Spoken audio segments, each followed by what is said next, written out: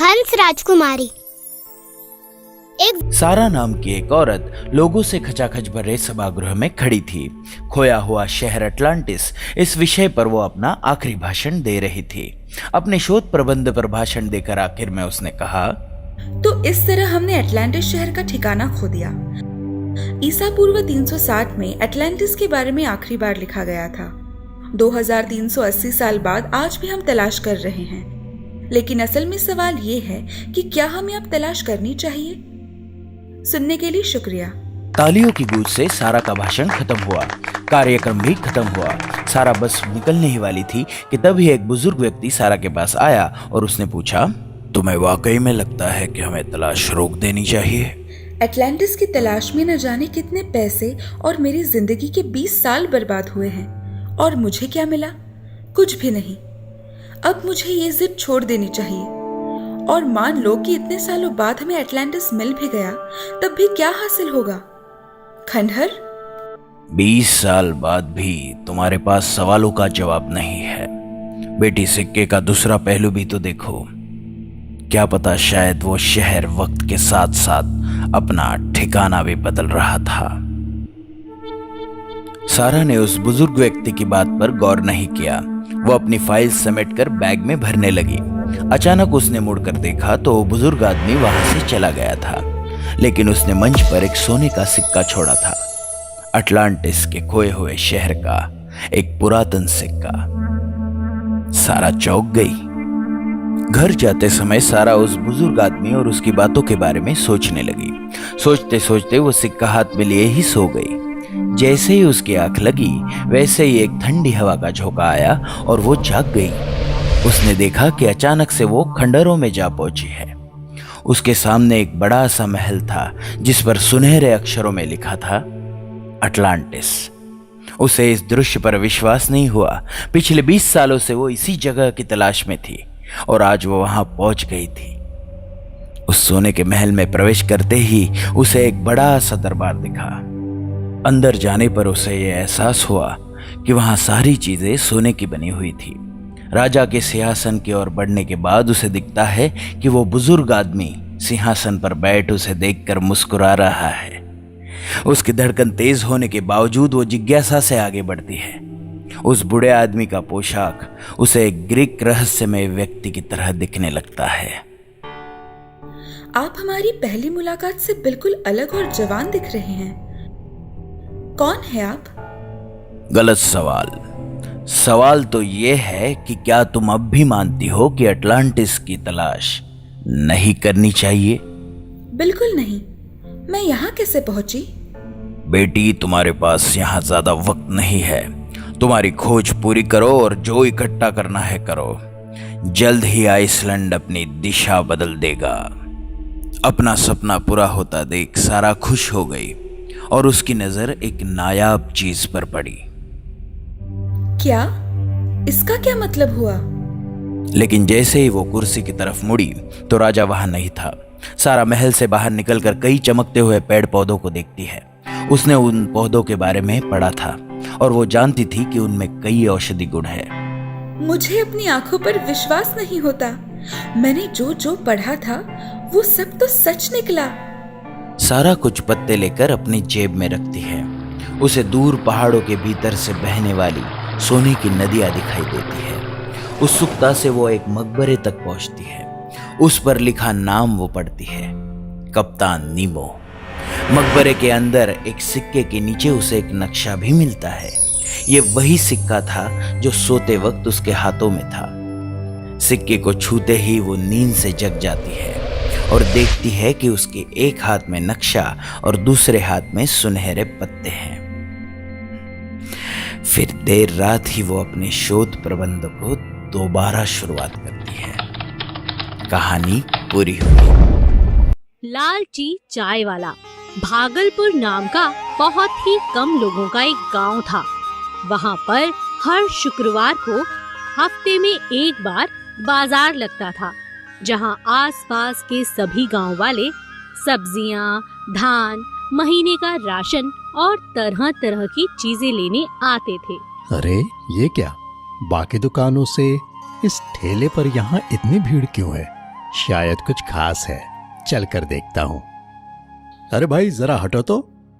चाय, गरम चाय ले लो, चाय, गरमा गरम चाय, मलाईदार चाय, मिट्टी के बर्तन वाली चाय, चाय ले लो, चाय। मंगतराम दिल ही दिल में सोचता है कि एक चाय के लिए इतनी भीड़। अरे भाई सुनो, एक चाय देना। चाहे दुख संकट आए, ये चाय पीते ही सब भूल जाए, मस्त तबीयत हो जाएगी, पी लो गर्मा गर्म चाय। वाह भाई, मजा आ गया। क्या स्वाद है चाय में, तुम्हारे हाथों में तो जादू है। इस तरह अशोक पूरे हफ्ते भर की कमाई एक ही दिन में कमाता था, पर वह जरा सा लालची था। लालच उसको चैन से बैठने ही नहीं देता था। सब मेरे चाय के दीवाने हैं, सबको पसंद आती है चाय, पर इतने से क्या होगा, इससे मैं अमीर नहीं बन पाऊंगा, कुछ तो करना होगा। आने वाले शुक्रवार से अशोक लालची होने के स्वभाव के कारण उसमें बहुत बदलाव आते हैं। मिट्टी के बर्तन की जगह प्लास्टिक के कप आते हैं, दूध की जगह दूध का पाउडर आता है, हरी पत्तियों की चाय की बजाय नकली चाय की पत्तियां आती हैं, और साथ साथ चाय की मात्रा भी अब कम होती जाती है और दाम बढ़ते जाते हैं। चाय ले लो, चाय, गर्मा गर्म चाय। मौजूद लोगों में इस बार भी मंगतराम अशोक के ठेले पर चाय पीने आता है, पर इस बार उसे चाय का स्वाद कुछ अलग ही लगता है। और फिर 2-3 शुक्रवार बीतने के बाद क्या बात है, ये चाय ऐसी क्यों लग रही है? शायद कुछ गड़बड़ है। मंगतराम अशोक का पीछा करता है। वहाँ अशोक का नौकर छोटू और अशोक की बातें मंगतराम सुनता है और दंग रह जाता है। सुनो छोटू, अभी आधा दिन हुआ है और आधा दिन बाकी है, बहुत कम कमाई हुई है अब तक, और चाय बनानी पड़ेगी। मालिक, आपके पाप में मुझे मत घसीटो, लोग आपका नाम सुनकर आते हैं, पर आप उनका ज्यादा फायदा उठा रहे हो, और अब तो दूध पाउडर थोड़ी ही बची है। तुम चुपचाप अपना काम करो, इसके ज्यादा पैसे दूंगा मैं। पाउडर कम है तो पानी ज्यादा डालो, पर चाय बेचो। अशोक के जाने के बाद मंगतराम छोटू को मिलता है और उसे इस संकट से बाहर निकालने के लिए एक योजना बनाता है। अगला शुक्रवार आता है। इस बार ठीक अशोक के सामने मंगतराम भी ठेला लगाता है। चाय ले लो, चाय, एक पे एक चाय मुफ्त पाओ, खुद भी पियो औरों को भी पिलाओ। मिट्टी के बर्तन में चाय देखकर लोग मंगतराम की दुकान में भीड़ लगाने लगते हैं। वाह, क्या बात है, वही स्वाद जो सामने है, पर यहाँ तो एक मुफ्त भी मिल रही है। यह देखकर अशोक आग बबूला हो जाता है। लोगों की भीड़ जमा हो जाती है और जोरों से झगड़ा शुरू हो जाता है। कौन हो तुम? मैं यहाँ सालों से चाय का ठेला लगाता हूँ, तुम अपना ठेला हटाओ, और बिल्कुल मेरी चाय की जैसी चाय कैसे बनाई? मैं तो तुम्हारा पुराना ग्राहक हूँ, और इस ठेले की चाय भी तुम्हारे ही नौकर छोटू ने बनाई है, तुम्हारी पोल खोलने के लिए। सुनो भाइयों, इसकी बेईमानी की कहानी।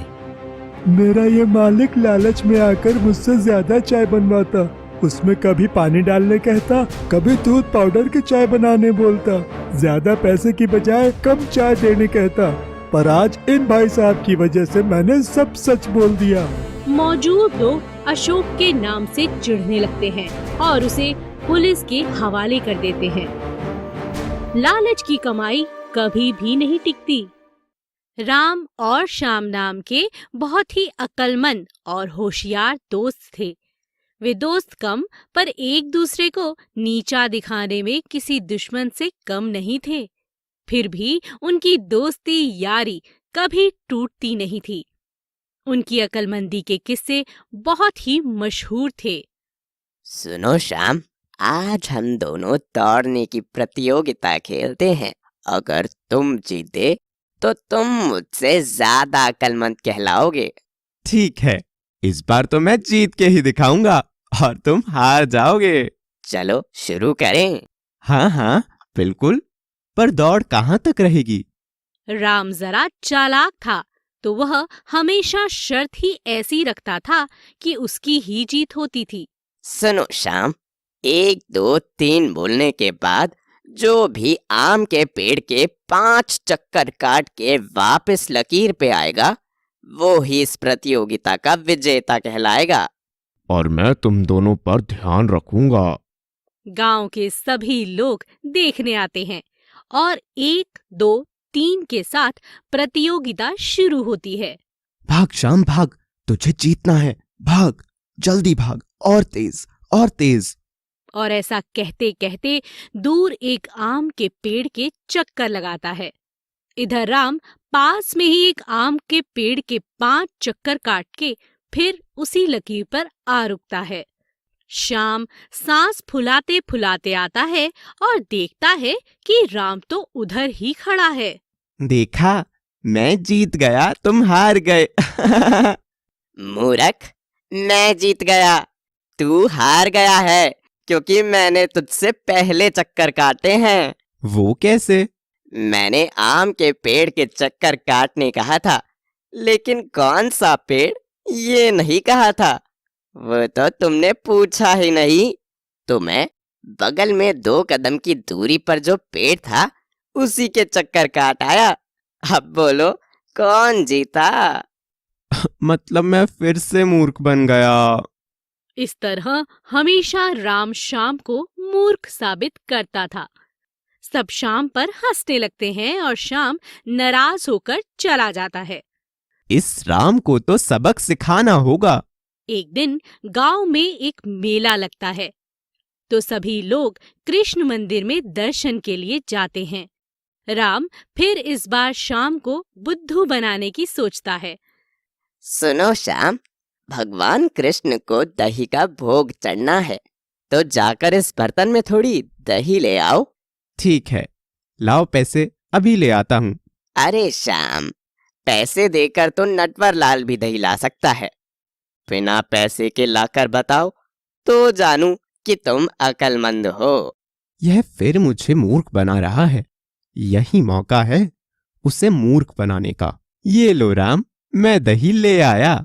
ये क्या, इसमें तो दही नहीं है, बर्तन खाली है। हमें क्या बेवकूफ समझते हो? दही तो भगवान तक पहुंच भी गई। ये क्या पागलपन है? ऐसा कभी होता है क्या? अनदेखी दही कभी देखी भी है? राम, अगर इसमें दही रहती और दिखती तो वो तो नटवर लाल भी खा सकता था। अनदेखी दही अगर तुम खाकर बताओ तो तुम्हें अक्लमंद मानूं। मंदिर में मौजूद सभी लोग हंसने लगते हैं।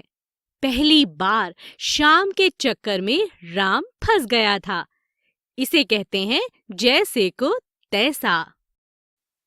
If you enjoyed this story, please like and subscribe our channel and press the bell icon to get future updates. And don't forget to comment.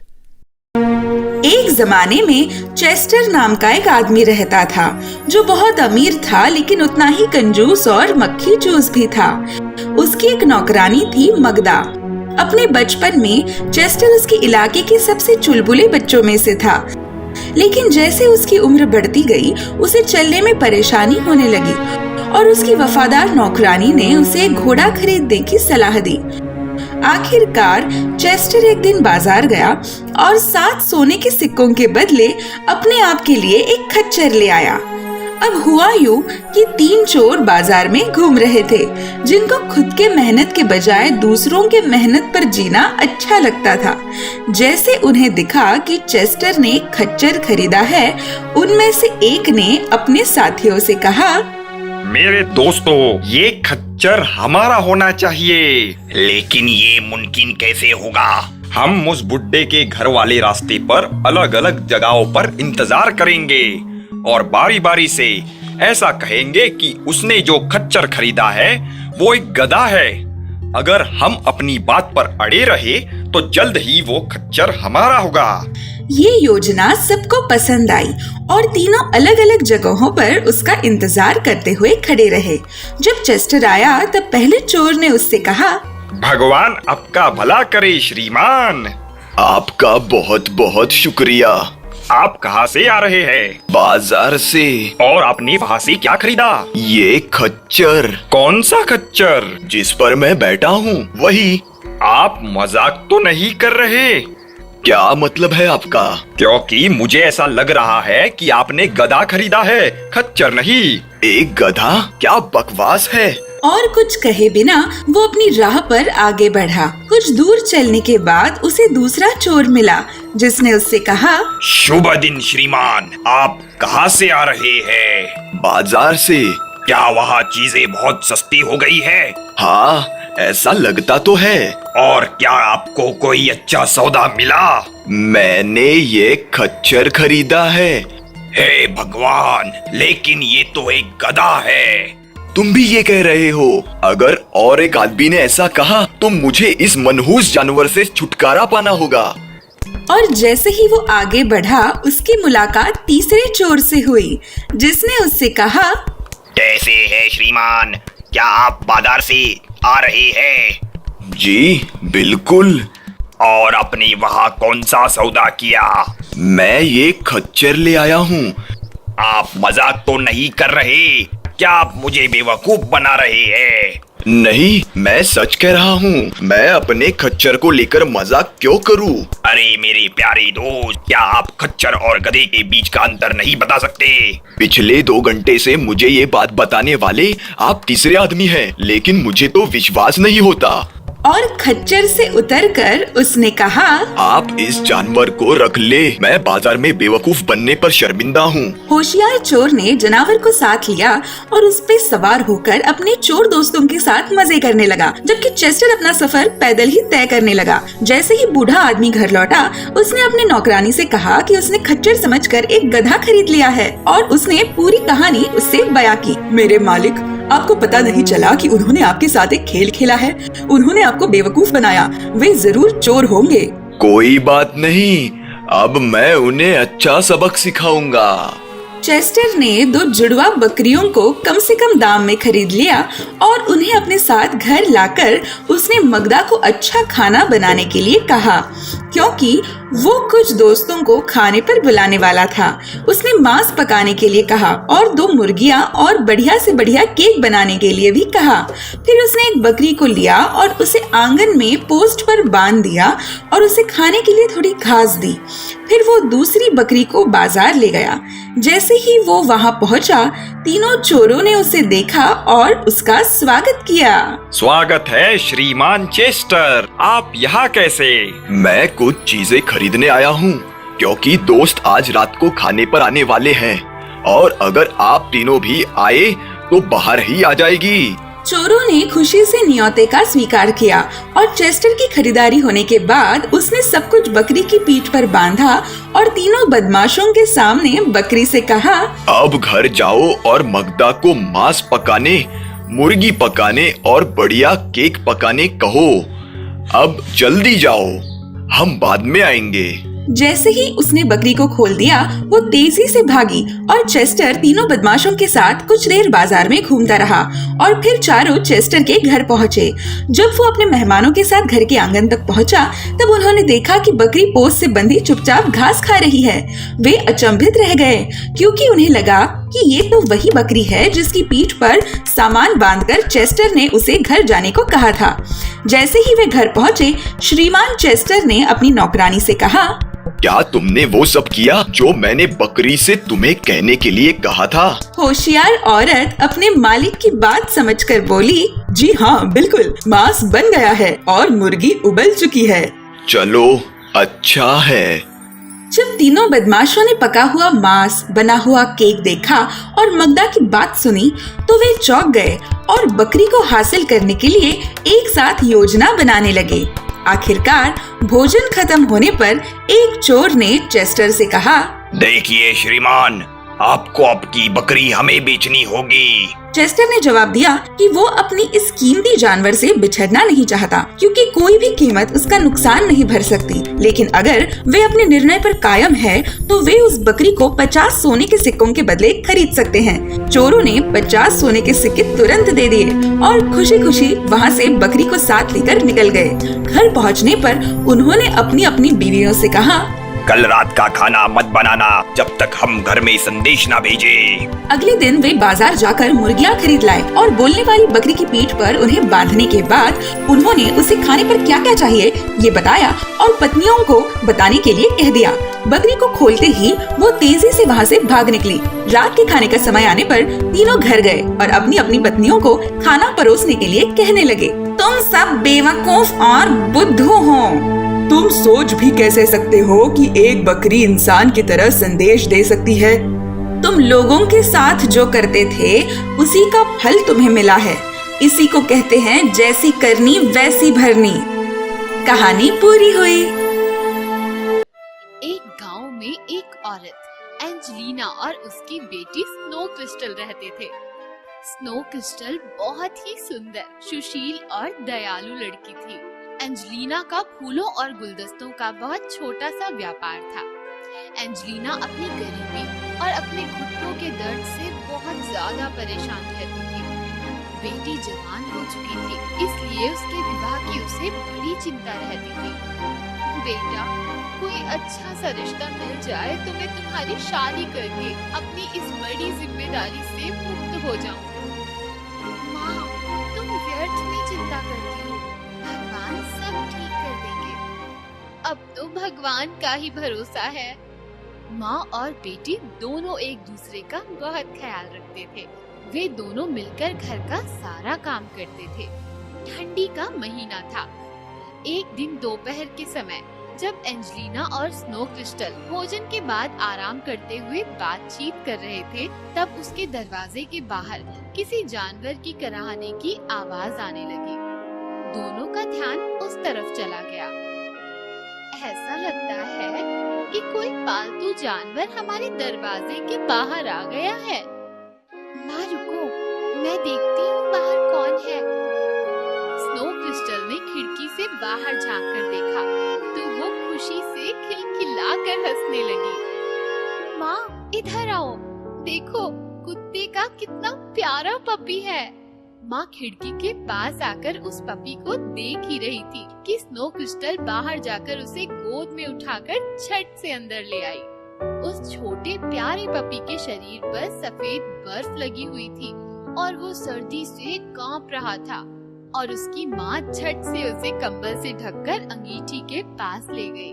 माँ बेटी के प्यार का सहारा और कपकपाती ठंडी से राहत पाते हुए नन्हा पपी बड़ी हसरत भरी निगाहों से दोनों को निहार रहा था।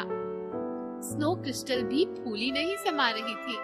एंजेलिना झट से किचन में गई और वहाँ से गर्म दूध लेकर आई। पपी जल्दी जल्दी दूध पीने लगा। माँ, हम इसका नाम जैकी रखेंगे। ठीक है, बड़ा ही प्यारा बच्चा है। बेटा, तू जैकी को संभाल, मैं कुछ गुलदस्ते बना लेती हूँ। ठीक है माँ। स्नो क्रिस्टल जैकी के साथ खेलने लगी। जैकी का पेट भर गया था, इसलिए वो प्यार से कूदने लगा, उछलने लगा। इतने में दरवाजे पर किसी ने दस्तक दी। कहिए, आप क्या खरीदना पसंद करेंगे? हमारे राजकुमार के लिए 100 अच्छे फूलों के गुलदस्ते चाहिए। क्या आप कल दोपहर तक इसका प्रबंध कर सकेंगी? क्या आपके पास अभी कोई अच्छे तैयार गुलदस्ते हैं? आप बैठिए, मैं आपको नमूने के तौर पर 2-3 अच्छे गुलदस्ते दिखाती हूँ। आप उन्हें राजकुमार को दिखा सकते हैं। उन्हें जिस तरह का गुलदस्ता पसंद आए आप बता दीजिएगा। हाँ, कल तक आपको 100 सुंदर फूलों के गुलदस्ते मिल जाएंगे। उस राज्य कर्मचारी ने एंजेलिना को पेशगी के तौर पर कुछ रुपए दिए और तीनों गुलदस्ते लेकर वहाँ से चला गया। हमारा जैकी तो हमारे लिए बहुत लकी है। इसके आते ही पहली बार हमें राजमहल से इतना बड़ा ऑर्डर मिल गया। हमारी किस्मत के तो दरवाजे ही खुल गए। आपने सच कहा माँ। एंजेलिना उठकर कुछ आगे बढ़ी थी कि अचानक घुटने के दर्द से उसके मुंह से आह निकल पड़ी। आह, ये घुटनों का दर्द तो मेरी जान लेकर ही जाएगा। वो घुटनों को पकड़कर बैठ गई। जैकी ने जैसे ही ये देखा वो पास आ गया और उनके घुटनों को चाटने लगा। अरे ये क्या हुआ? मेरे घुटने का दर्द कहाँ चला गया? ये तो चमत्कार हो गया। एंजेलिना ने जैकी को उठाकर गले से लगा लिया।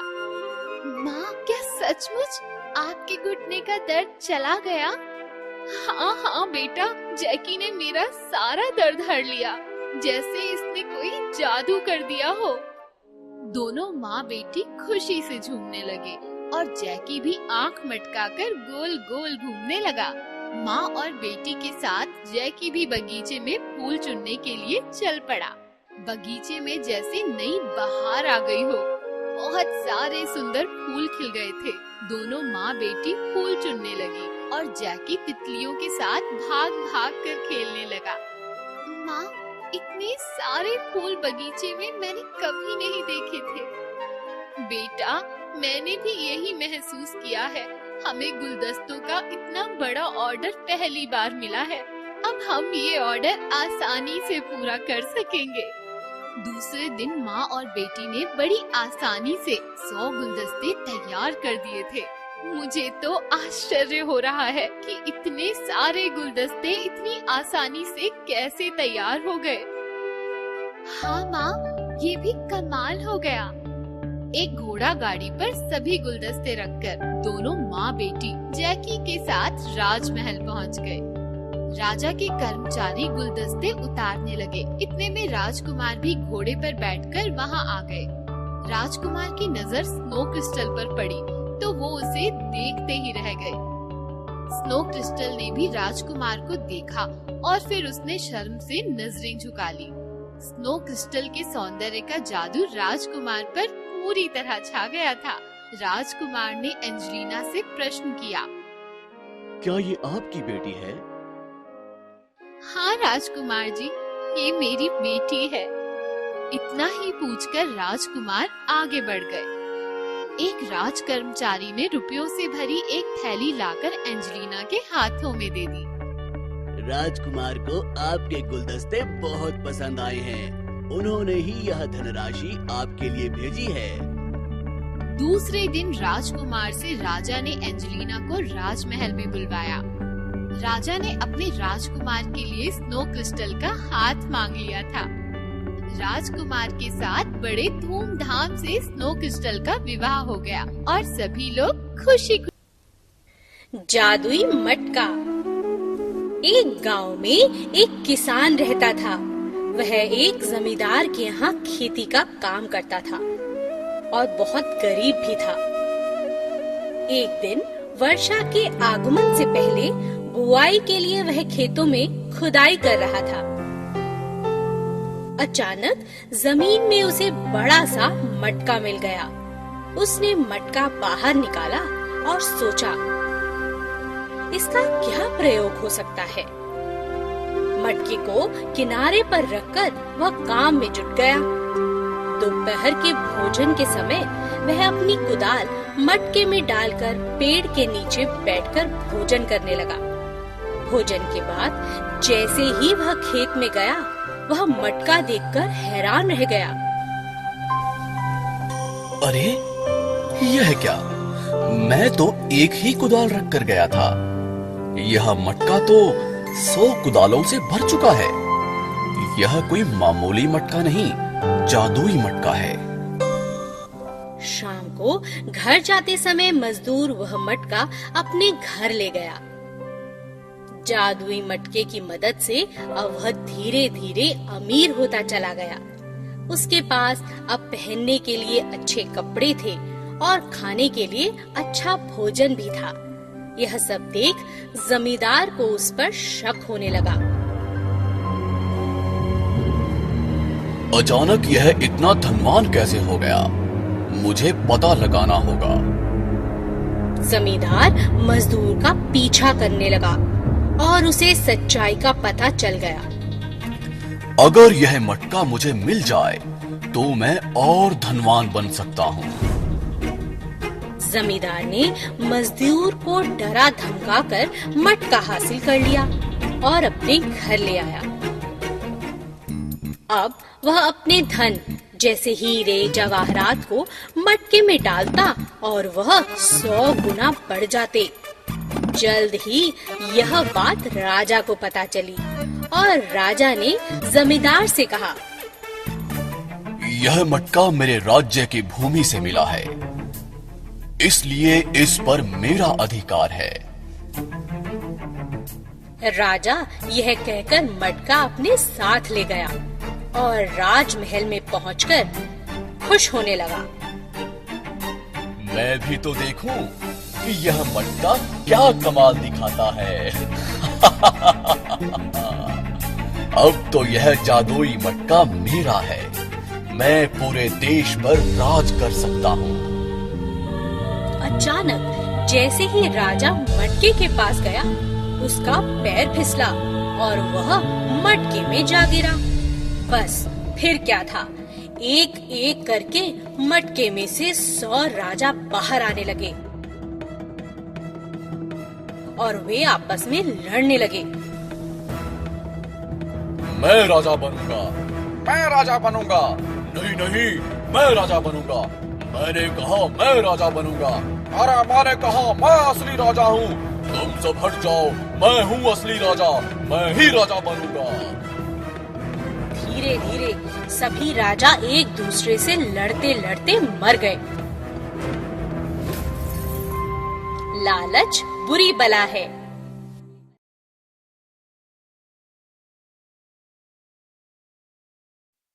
If you enjoyed this story, एक बार जैक नाम का एक मछुआरा इजाबेल नाम की अपनी बीवी के साथ समंदर के पास वाले एक गंदे से झोपड़े में रहता था। वो हर रोज मछलियां पकड़ने जाता था। एक दिन वो खुले आसमान को देखते हुए मछलियां पकड़ने बैठा था, तब उसका जाल बहुत गहरा चला गया। जब उसने वो ऊपर खींचा तो उसने देखा कि एक बड़ा सा सुनहरा केकड़ा उसके जाल में फंस चुका है।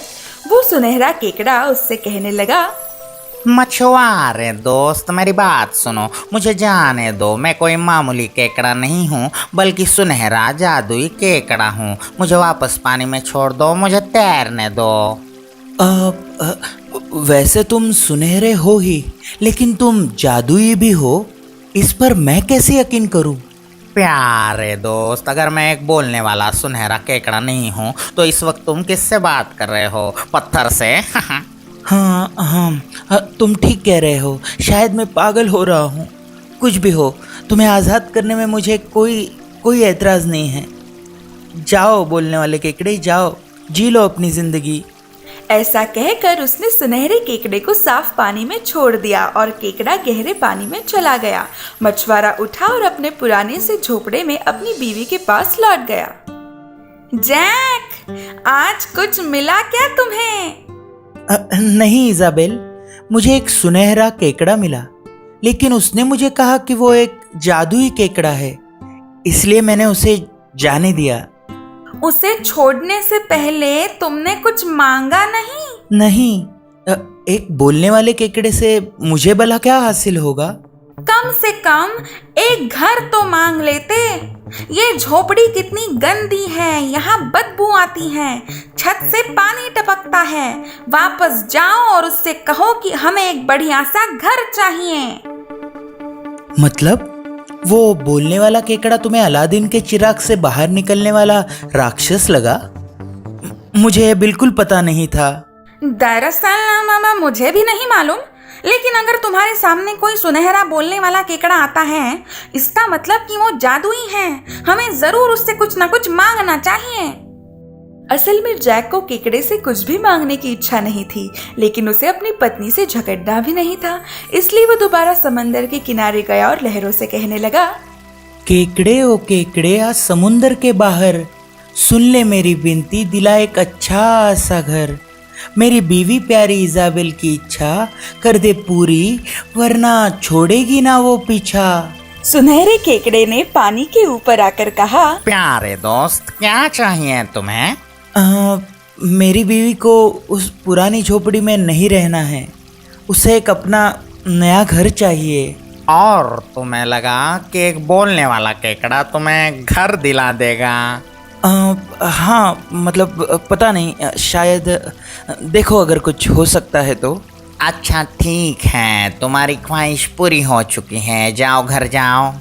घर जाते ही जैक ने देखा कि उसकी बीवी एक सुंदर से घर के दरवाजे पर खड़ी है। उसकी बीवी ने कहा, चलो अंदर आओ, देखो तो कितना खूबसूरत घर है। आहा, ये घर बढ़िया है, हम यहाँ शांति से रह सकते हैं। देखूंगी, सोचूंगी, कल परसों कुछ कहूंगी। 1-2 हफ्ते मजे में गुजरे और फिर इजाबेल ने एक दिन कहा, सुनो जैक, ये घर सुंदर है लेकिन छोटा है। वो सुनहरा केकड़ा हमें एक बड़ा घर दिलवा सकता है। मुझे अब बड़े से पत्थर वाले महल में रहना है। वापस जाओ सुनहरे केकड़े के पास और उससे कहो कि हमें एक पत्थर वाला महल दिलाएं। असल में जैक को दोबारा उस केकड़े से कुछ भी मांगना ठीक नहीं लग रहा था, लेकिन फिर भी वो गया। समंदर के पास खड़ा होकर वो कहने लगा, केकड़े ओ केकड़े, आज समंदर के बाहर सुन ले मेरी बिनती, दिला एक अच्छा सा घर। मेरी बीवी प्यारी इजाबेल की इच्छा कर दे पूरी, वरना छोड़ेगी ना वो पीछा। कैसे हो मछुआरे दोस्त, अब क्या चाहिए बोलो तुम्हें? दरअसल मेरी बीवी अब एक पत्थर के महल में रहना चाहती है। जैक ने दुखी होकर कहा, तुम घर जाओ मेरे दोस्त, तुम्हें सामने एक पत्थर का महल ही दिखाई देगा। फिर जैक घर लौट गया और उसने देखा कि सामने एक पत्थर का महल है। उसकी बीवी सीढ़ियों से उतरकर उसका हाथ थामकर उससे कहने लगी, आओ अंदर आओ, है ना ये घर सुंदर? वाह, हमारे लिए इतना काफी है। हम इस महल में जिंदगी भर शांति और सुकून से रह सकते हैं। देखूंगी, सोचूंगी, कल परसों कुछ कहूंगी। दूसरे दिन सुबह इजाबेल अपने पति को कोहनी से मारकर कहने लगी, जैक, अब मैं और नहीं सह सकती। जाओ सुनहरे केकड़े के पास और उससे कहो कि मैं सम्राट बनना चाहती हूँ। देखो इजाबेल, मैं सुनहरे केकड़े को ऐसा कह नहीं सकता हूँ। साम्राज्य का सिर्फ एक ही सम्राट हो सकता है ना? क्या कहा? अगर वो मुझे महल दिलवा सकता है तो सम्राट भी बना ही सकता है। जाओ अभी के अभी। आखिरकार उसे जाना ही पड़ा। चलते चलते डरा हुआ जैक सोचने लगा, इसका अंत अच्छा नहीं होगा। सुनहरे केकड़े को गुस्सा जरूर आएगा। फिर भी वो चलता ही गया और दोबारा समंदर के पास जाकर कहने लगा, केकड़े ओ केकड़े, आओ समुंदर के बाहर, सुन लो मेरी बिनती, सुन लो मेरी बात। मेरी लालची बीवी इजाबेल की इच्छा कर दो पूरी, वरना छोड़ेगी ना वो पीछा। अब क्या चाहिए तुम्हें? कैसे बताओ, मेरी बीवी सम्राट बनना चाहती है। घर जाओ, वो सम्राट बन चुकी है। फिर जैक घर लौटा और उसने देखा कि पूरा महल संगमरमर के पत्थरों से सजाया है। अंदर जाते ही उसने देखा कि उसकी बीवी एक सुनहरे सिंहासन पर बैठी है और उसके सर पर सोने का ताज भी है। सोने का वक्त हुआ, फिर भी इजाबेल का मन नहीं भर रहा था। उसका लालच उसे सोने नहीं दे रहा था। अब आगे मुझे क्या बनना चाहिए, ये ख्याल उसे सता रहा था। सूरज उगने का समय हुआ और उसे देखकर वो अपने पति को कोहनी से मारकर कहने लगी, जैक, मुझे चांद और सूरज पर हुकूमत करनी है। उसने जैक को ऐसी नजर से देखा कि जैक कांप उठा। जाओ जल्दी उस केकड़े के पास, मुझे भगवान बनना है। जैक उसके सामने घुटनों पर गिरकर कहने लगा, इजाबेल, तुम्हारा लालच बढ़ता ही जा रहा है। मैं विनती करता हूँ कि जो हमारे पास है उसमें खुश रहना सीख लो। इजाबेल को बहुत गुस्सा आया। उसने अपने पति को लात मारी और चीखते हुए कहने लगी, मुझे बहुत गुस्सा आ रहा है, अभी के अभी वहां जाओ। अपनी चिड़चिड़ी पत्नी से मछुआरा दूर भागा। बाहर इतना जोरदार तूफान उठा कि वो अपने पैरों पर खड़ा भी नहीं हो पा रहा था। आसमान काला हो गया, बादल गरजने लगे, बिजलियां कड़कने लगी। वो दोबारा लहरों से कहने लगा, केकड़े ओ केकड़े, आओ समुंदर के बाहर, सुन लो मेरी बिनती, सुन लो मेरी बात। मेरी लालची बीवी इजाबेल की इच्छा कर दो पूरी, वरना छोड़ेगी ना वो पीछा। बोलो आप क्या चाहिए उसे? सुनहरे केकड़े, वो भगवान बनना चाहती है। तुम घर जाओ, वो अब भगवान बन चुकी है। फिर जैक घर की तरफ लौटा और उसने देखा कि वहाँ कुछ भी नहीं था, मानो वहाँ कभी कुछ था ही नहीं। उसे अपनी बीवी भी कहीं दिखाई नहीं दी। वो दौड़ा दौड़ा केकड़े के पास आया और कहने लगा, मेरी बीवी कहाँ है? भगवान तो सब जगह होते हैं, है ना? रोम रोम में भगवान है, पूरी दुनिया उसी ने बनाई है। भगवान हर तरफ है। तुम अब अपनी बीवी को देख नहीं पाओगे, क्योंकि भगवान किसी को नहीं दिखते, लेकिन वो होते जरूर हैं। ये सुनते ही मछुआरा फूट फूट कर रोने लगा और दया की भीख मांगने लगा। मछुआरे ने उस केकड़े की जान बचाई थी, इसलिए सुनहरे केकड़े को मछुआरे पर तरस आया और उसने कहा, अब मैं सिर्फ और एक ही बार तुम्हारी इच्छा पूरी कर सकूंगा। सोच कर मांगो। मुझे मेरी बीवी को वापस खुशी खुशी हमारे झोपड़े के दरवाजे के पास खड़ा देखना है। घर जाओ दोस्त, तुम्हारी इच्छा पूरी हुई। ये कहते ही सुनहरा केकड़ा गायब हो गया और मछुआरा अपने घर की तरफ लौट गया। वहां उसने देखा कि उसकी बीवी उनके पुराने झोपड़े के दरवाजे पर खड़ी होकर उसकी तरफ देखकर प्यार से मुस्कुरा रही है। उस दिन से वो खुशी से अपने पति के साथ रहने लगी। दोनों खुशी खुशी रहने लगे। कहानी पूरी हुई। एक जमाने में एक भाई बहन रहते थे। वो एक दूसरे से बहुत प्यार करते थे। उनकी माँ गुजर चुकी थी और उनके पिताजी ने गुजरने से पहले दूसरी शादी की थी। उनकी सौतेली माँ उनसे बहुत ही दुष्टता से पेश आती थी। एक दिन भाई ने अपनी बहन से कहा, ओ मेरी प्यारी बहना, सुनो, हमारी सौतेली माँ हमें दिन रात सूखी रोटी के अलावा कुछ नहीं देती और बार बार बेघर करने की धमकी भी देती है। हम नहीं रुकेंगे यहाँ पर, खुली दुनिया में चलते हैं। इस तरह दोनों बाहर निकल पड़े और शाम तक बेवजह यहाँ वहाँ भटकते रहे। आखिरकार वो जंगल में पहुंचे और तभी बारिश भी होने लगी। वो भूख से और प्यास से हैरान हो गए। आखिर में वो दोनों एक खोखले पेड़ में सुबह तक सोते रहे। सुबह होते ही दोनों उठे और पानी की तलाश में यहाँ वहाँ घूमने लगे। ओह, मुझे बहुत प्यास लगी है। रास्ते में कहीं झरना या नदी दिख जाए तो बहुत अच्छा होगा। रुको, मुझे लगता है मैंने पानी की आवाज सुनी। फिर उसने अपनी बहन का हाथ में लिया और वो पानी की तलाश में दौड़ने लगे। उनकी सौतेली माँ डायन भी थी। उसने चुपके से उनका पीछा किया था और जंगल के सभी नदी झरने श्रापित कर दिए थे।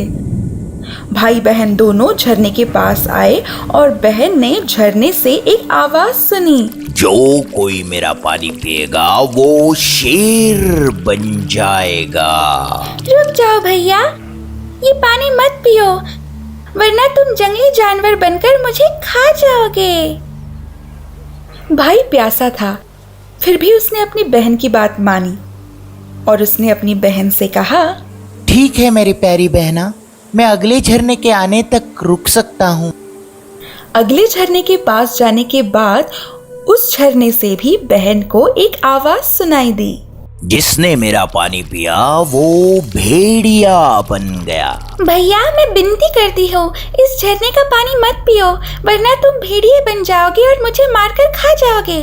भाई ने अपने मन को काबू कर लिया और उसने झरने का पानी नहीं पिया, लेकिन उसने ये भी कहा, अब मेरी प्यास बहुत ही बढ़ चुकी है, मुझे अगले झरने पर पानी पीना ही होगा।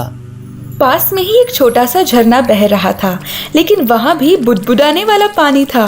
बहन ने दोबारा एक आवाज सुनी, जो मेरा पानी पिएगा वो बारहसिंगा बन जाएगा। प्यारे भैया मत पियो पानी। ऐसा बहन बोलने ही वाली थी, लेकिन उसे थोड़ी देर हो गई क्योंकि उसका भाई पहले ही झुककर पानी पी रहा था। फिर क्या था, देखते ही देखते वो एक बछड़े में बदल गया। बछड़ा भागा नहीं, उसके पास ही रुका। तब बहन ने उससे कहा, ठीक से खड़े रहो बछड़े, डरो मत, मैं तुम्हारा ख्याल रखूंगी और कभी भी तुम्हें अकेला नहीं छोड़ूंगी। फिर उसने अपने सोने का पट्टा खोला और उस बछड़े के गले में धीरे से बांध दिया। फिर उसने कुछ मुलायम हरी घास इकट्ठा की और उन्हें चोटी की तरफ बांध कर एक मुलायम डोरी बना ली। उसने वो डोरी बछड़े के सुनहरे पट्टे को बांध दी और उसके बाद वो उसे लेकर जंगल के गहरे हिस्से में चली गई। कुछ देर यहाँ वहाँ भटकने के बाद उसे एक झोपड़ी दिखी। उसने सोचा रहने के लिए झोपड़ी अच्छी है। फिर वो बछड़े को लेकर अंदर चली गई और झोपड़ी का दरवाजा बंद कर लिया। रोज सुबह वो खुद के लिए बेर इकट्ठा करने जाती और ताज़ी घास वो बछड़े के लिए लेती। बछड़ा उसके हाथों से घास खाता, फिर दोनों बाहर जाकर खेलते। ऐसे ही उन्होंने कुछ साल जंगल में बिताए। अब वो छोटी सी बहन एक सुंदर सी जवान लड़की में और छोटा बछड़ा बारासिंगा में बदल गए थे। एक बार जंगल में राजकुमार अपने दोस्तों के साथ शिकार करने आए। वो बजने वाले रणसिंह, वो शिकारी कुत्तों की आवाज, शिकारियों के चिल्लाने की आवाज से पूरा जंगल भर गया। ये आवाज बारासिंगा ने भी सुनी। फिर वो अपनी बहन से विनती करने लगा कि मुझे एक बार बाहर जाकर देखने दो। बहन ने दरवाजा खोला और कहा, देखो मैं तुम्हें बाहर जाने दे रही हूँ, लेकिन शाम को जब तुम घर आओगे तब दीदी मुझे अंदर आने दो। ऐसा कहना मत भूलो, ठीक है? जल्दी शिकारी की नजर गले में सुनहरा पट्टा बंधे बारासिंगा पर पड़ी। उसने राजकुमार को बारासिंगा दिखाया और दोनों ने उसकी शिकार करने की ठान ली। दोनों ने बड़ी फुर्ती से पीछा किया बारासिंगा का, लेकिन वो तो ज्यादा फुर्तीला और होशियार निकला। दोनों को चकमा देकर बारासिंगा अपने घर की ओर चल पड़ा, लेकिन राजकुमार का एक शिकारी उसका पीछा ही नहीं छोड़ रहा था। उसने बारासिंगा को दरवाजे के पास जाकर खटखटाते हुए देखा। उसे बहुत ही आश्चर्य हुआ। फिर तो उसने बारासिंगा को बात करते हुए सुना, दीदी मुझे अंदर आने दो। दरवाजा थोड़ा सा खुला और तुरंत बंद भी हो गया, लेकिन शिकारी ये सब देखकर भौचक्का रह गया। वो तुरंत राजकुमार के पास गया और उसने राजकुमार को सब कुछ बता दिया। हमें इस रात से पर्दा उठाना ही चाहिए। दूसरे दिन सुबह वो शिकारी राजकुमार को लेकर उस झोपड़ी तक पहुंचा। दरवाजा आधा खुला था। फिर राजकुमार अकेला ही अंदर गया। उसके सामने एक बेहद सुंदर लड़की खड़ी थी। राजकुमार भौचक्का रह गया। लड़की कुछ डरी डरी सी दिख रही थी। थोड़ी सी बात होने पर राजकुमार ने उसका हाथ हाथ में लेकर लड़की से कहा, तुम मेरे साथ मेरी पत्नी बनकर मेरे महल में आओगी? क्यों नहीं, बिल्कुल खुशी से।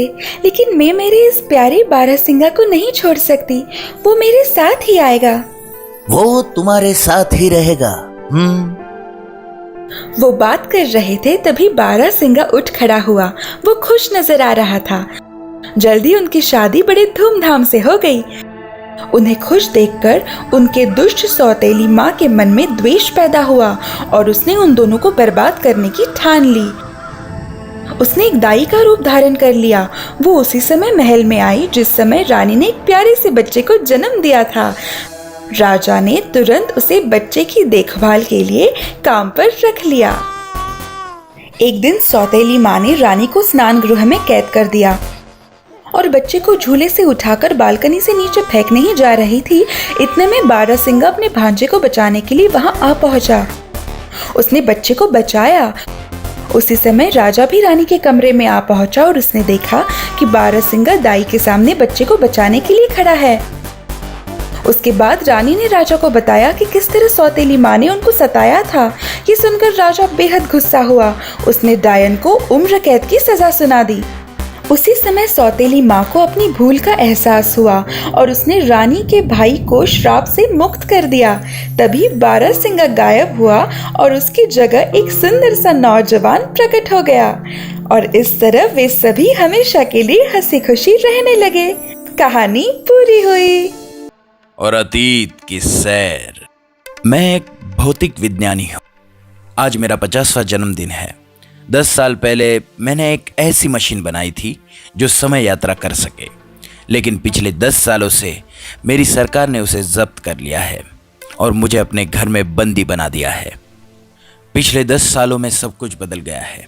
सरकार को चलाने वाले कुछ उच्च वर्गीय लोगों ने नागरिकों के इकट्ठा होने पर, सामाजिक या वैयक्तिक समारोह में मिलने पर, सार्वजनिक भाषण करने पर, यहाँ तक कि मौत पर भी प्रतिबंध लगाया है।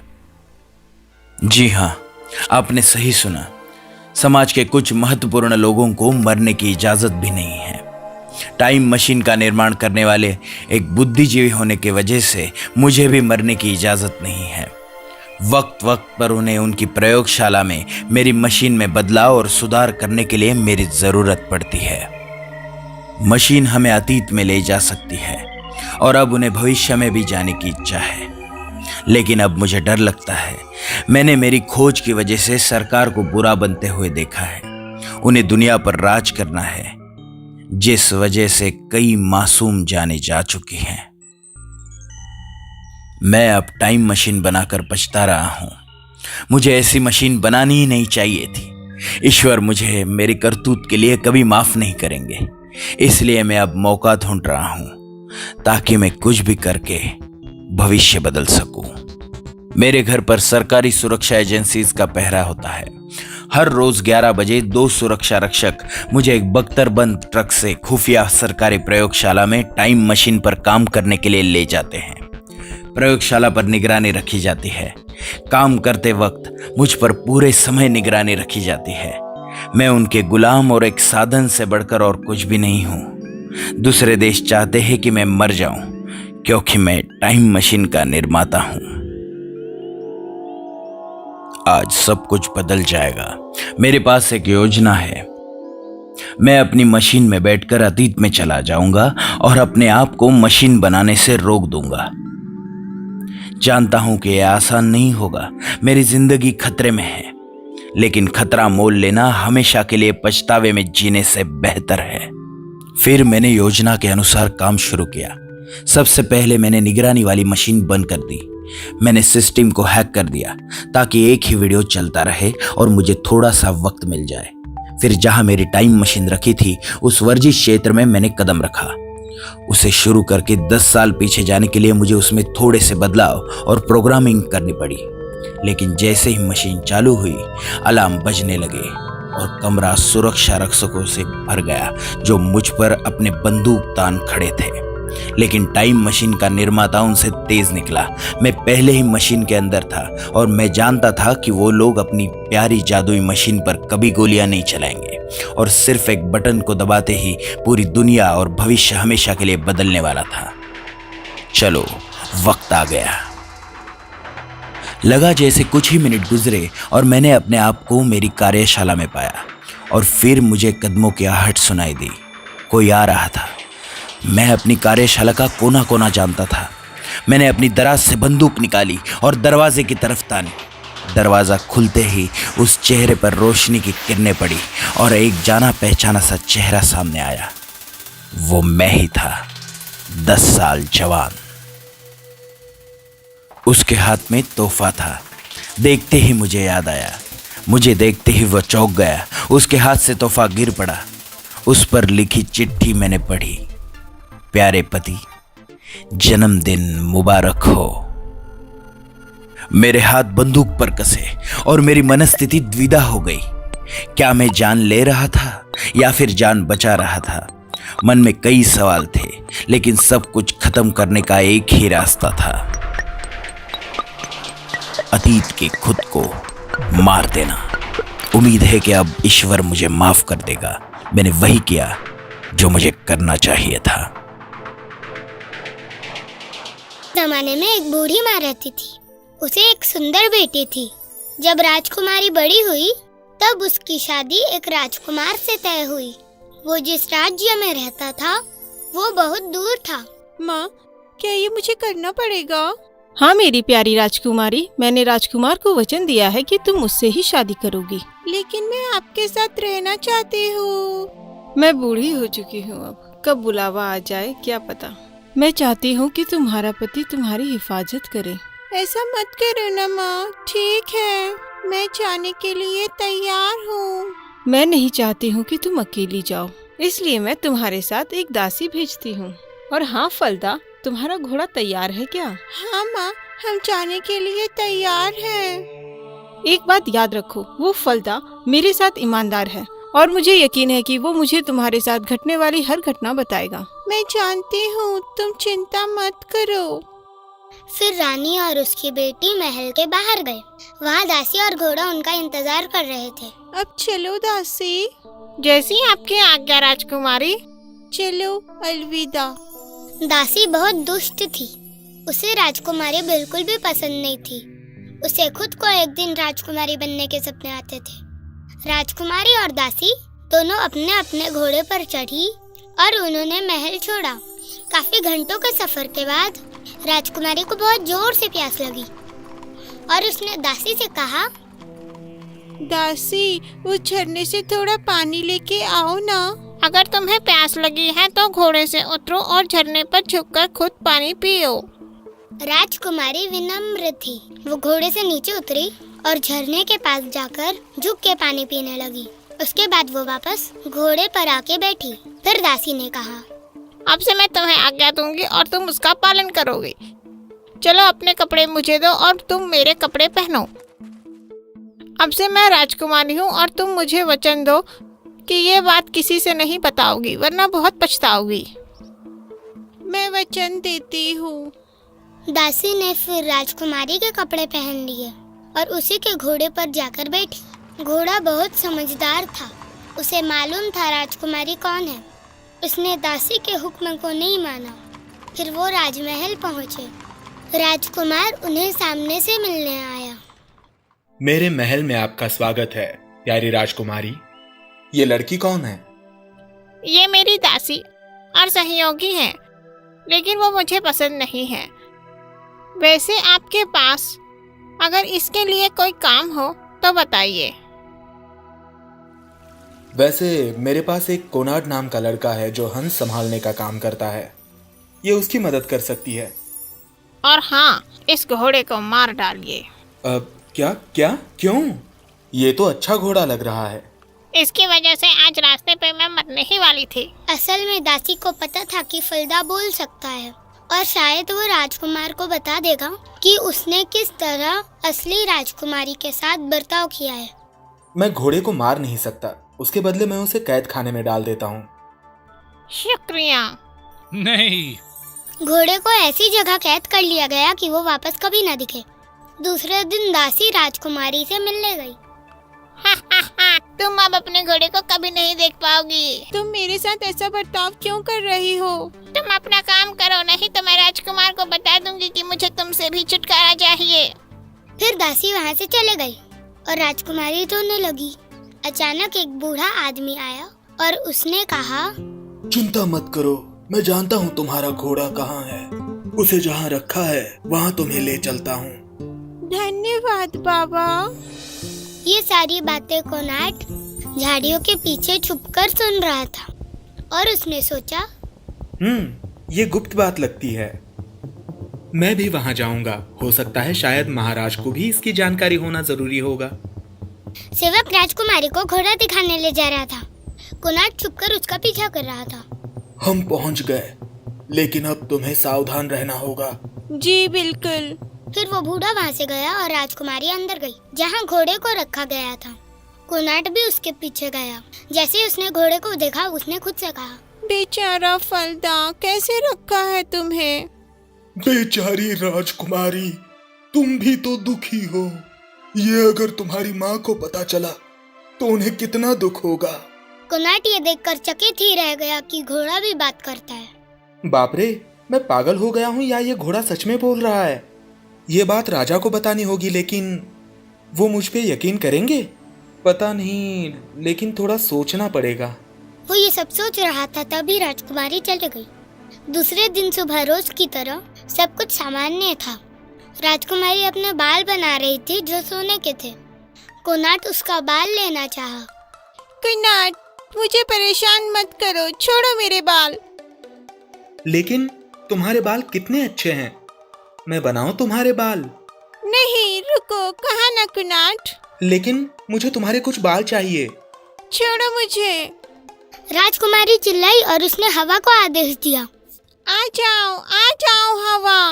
कोनार्ड की टोपी, हवा में ले जाओ, दौड़ाओ इसे इधर से उधर, जब तक मैं अपने बाल न बना लूं। फिर कुछ ऐसी हवा चली कि कोनार्ड की टोपी गांव से बाहर उड़ गई और उसे उसके पीछे दौड़ना पड़ा। जब वो वापस आया तब राजकुमारी अपने बाल बना चुकी थी। फिर कोनार्ड को बहुत गुस्सा आया। वो सीधे राजा के पास चला गया। मेरे महाराज, मुझे उस लड़की के साथ नहीं रहना, मुझे डर लगता है। वो तो एक मासूम लड़की है, तुम्हें उससे डर क्यों लगता है? नहीं महाराज, मुझे लगता है कि वो एक डायन है, अब एक बुरी डायन। डायन? तुमने मुझे पहले क्यों नहीं बताया? चलो मुझे सब बताओ। जी महाराज, मैंने उस दिन उस घोड़े को बात करते हुए सुना और कोनार्ड ने राजा को राजकुमारी और उसके घोड़े के बारे में बताया और ये भी बताया कि उसने उसकी टोपी कैसे हवा में उड़ाई। अब घर जाओ कोनार्ड, बाकी सब मैं संभालता हूँ। दूसरे दिन जहाँ पे फलदा को रखा गया था वहाँ राजकुमारी के आने तक महाराज छुपकर बैठ गए। सुप्रभात प्यारे फलदा। सुप्रभात प्यारी राजकुमारी। अगर ये सब तुम्हारी माँ को पता चला तो उन्हें बहुत दुख होगा। राजा ने उनकी सारी बातें सुनी और उसने ये भी देखा कि कोनार्ड कैसे उसे परेशान करता है और फिर कैसे उसकी टोपी हवा में उड़ती है। फिर किसी को भी दिखे बिना वो वापस चले गए। दूसरे दिन उन्होंने राजकुमारी को बुला लिया। कुछ बात करनी है क्या महाराज? हाँ, मुझे सच बताओ, क्या तुम्हें कोई परेशानी है? मतलब मैं तुम्हें देखता हूँ तो लगता है कि कुछ गलत हो रहा है, मुझ पे भरोसा करो। अब राजकुमारी फूट फूट कर रोने लगी। उसने अपना मन राजा के पास हल्का किया। उसने उन्हें सब कुछ बता दिया। राजा ने सब कुछ ध्यान से सुना और कहा, मेरी प्यारी बच्ची, मुझे लग ही रहा था कि कुछ गड़बड़ है।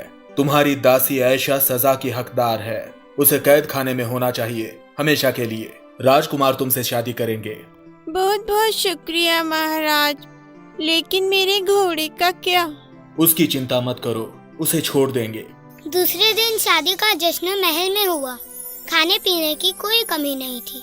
फिर वो नवविवाहित जोड़ा हमेशा के लिए हंसी खुशी रहने लगा। समाप्त।